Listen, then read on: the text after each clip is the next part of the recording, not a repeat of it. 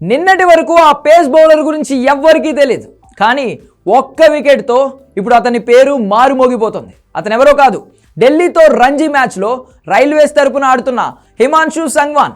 ఈ మ్యాచ్లో star cricketer Virat Kohli wicket తీసిన సంగ్వాన్ ఇప్పుడు ఒక్కసారిగా అందరి చూపు తన వైపు తిప్పుకున్నాడు. 12 ఏళ్ల సుదీర్ఘ విరామం తర్వాత రంజీ ట్రోఫీ బరిలోకి దిగిన విరాట్ కోహ్లీకి ఈ ఓ పేసర్ ఊహించని షాక్ ఇచ్చాడు.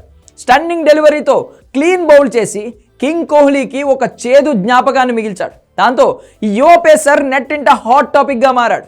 తొలి రోజు ఫీల్డింగ్కే పరిమితమైన కోహ్లీ రెండో రోజు బ్యాటింగ్లో 4వ స్థానంలో క్రీజ్లోకి వచ్చాడు. భారీగా ఆశలు పెట్టుకున్న ఫ్యాన్స్ను నిరాశపరుస్తూ 6 పరుగులకే అవుట్ అయ్యాడు.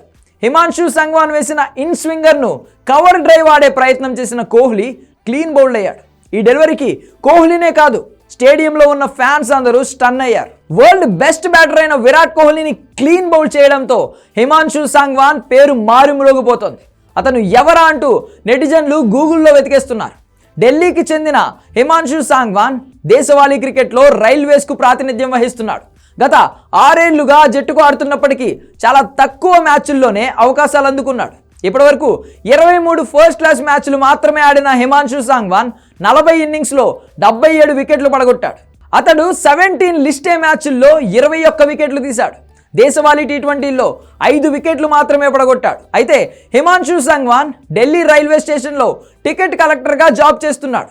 ముంబైతో జరిగిన మ్యాచ్లో 6 వికెట్లు తీయడం ద్వారా హిమాన్షు తొలిసారి అందరి దృష్టిని ఆకర్షించాడు. ఇప్పుడు విరాట్ కోహ్లీ వికెట్ తీసి మరోసారి ట్రెండింగ్లో నిలిచాడు.